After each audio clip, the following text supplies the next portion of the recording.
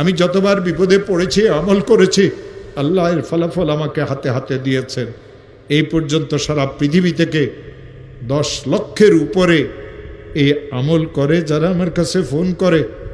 Africa থেকে, America থেকে, London থেকে 9 লক্ষের উপরে তো মানুষেরা এই আমলের শেয়ার করেছে।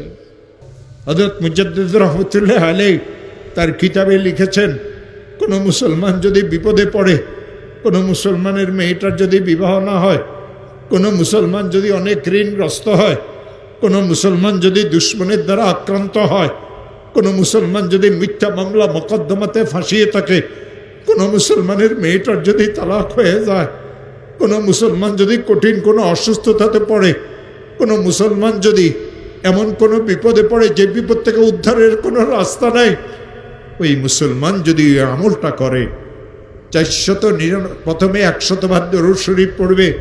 যেই দরুদ শরীফ সে পড়তে জানে, ইশারের নামাজের শেষে ঘুমের আগে পড়বে আল্লাহুম্মা সাল্লি আলা সাইয়্যিদিনা মুহাম্মদ 100 বার।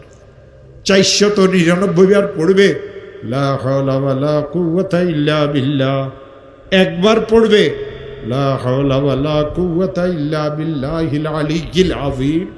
100 বার দরুদ শরীফ পড়বে, হাত পাতিয়ে বলবে, মাওলা আমি অনেক গরিব মানুষ, মেয়েটার তালাক হয়ে গেছে, মেয়েদের বিবাহ শাদীও হয় না, ঋণগ্রস্ত হয়ে গেছি, ব্যবসাটা অচল হয়ে গেছে, মিথ্যা মামলা মোকদ্দমাতে ফাঁসিয়ে গেছে।